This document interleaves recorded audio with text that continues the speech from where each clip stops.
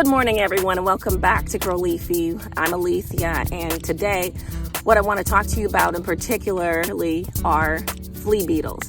This pest and the problem that it is causing to my potato leaves and my turnip leaves, and they have also tried to make their way over to my Brussels sprouts that I'm growing, so the foliage of that, and also my Swiss chard.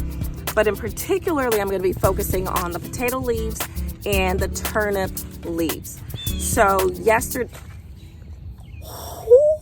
I hope you didn't see that. That was a bee. The reaction. Hi, my apologies. It is early morning. Yes, sometimes I could be a scared gardener, but that flew right into my face. That was a bee. The bees are doing their work. So let's move on and just get on with it.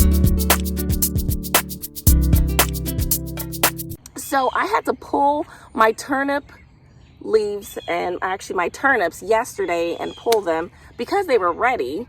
Here's a picture of them. But they're ready, but the foliage is what I want to actually show you, because you can see how there are just holes everywhere in it. They're everywhere. And let me just show you all the foliage here. So there's holes all over. And I do believe that this is from the flea beetle causing all these issues. And as a new beginner gardener, there's still a lot to learn about gardening and dealing with pests. So I am learning. So this is my hypothesis. Hypothesis is that it is the flea beetle. If you think it is something else, please let me know. And then also another pest that I'm dealing with as well are the vine borer moths as well. So I believe that the treatment that I am going to use today will at least help with some deterring, and I got to remain consistent with it. So let me go ahead now and show you the potato leaves themselves. You can actually see one right here. See, that is moving. There it goes.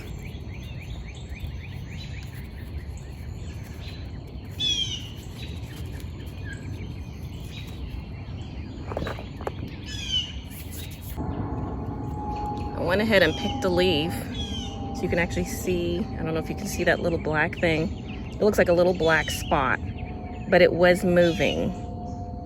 Can't get a good focus, but that was moving. I picked it off the plant. And so these are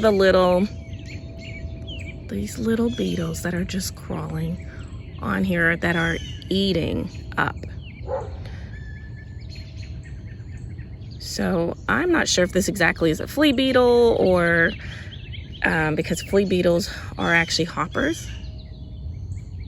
Look at that. That's what we need to get rid of.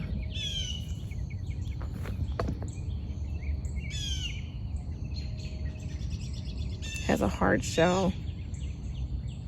It's moving a little bit. Oops, you can see it. There you go. There it is. So just crush this. There we go. Now the black specks that are over here look a little bit different than what I just had showed you. They look very similar, but if you were to crush this, it is very hard. It's hard like a rock. Whereas the flea beetle, I was able to just squeeze it. But this is like a hard shell. And I'm finding them at the base of Swiss chard. You can see that. You really need to check underneath your foliage, particularly the bottom leaves where eggs could be laid. And you want to make sure that you clean it out, you discard it, because the problem is just going to get greater from there. So I'm going to go ahead and take care of this and make sure that I'm also checking the bottom of the leaves too. So as for treatment, my plan is to use Diatomaceous Earth, DE, to really help deter and to affect the arthropods. Now I want to do this in the evening or even in the morning, but I'm going to prefer and do this tonight. Well, not at night, but like in the later evening, because I do not want to affect like the bee that flew into my face, because I want it to be able to be active and to do their things. And so I will do that in the evening because I do not want to affect the beneficial insects that need to be in our garden and do their things. So I'm going to sprinkle the DE all over the leaves and dust it basically on there. I am also going to use some neem oil to spray down the leaves. This is a garden safe organic neem oil. It is a 3 garden product in 1. And so it helps with different issues like that and deterring the plants. So it's closer to more of the organic side type of use.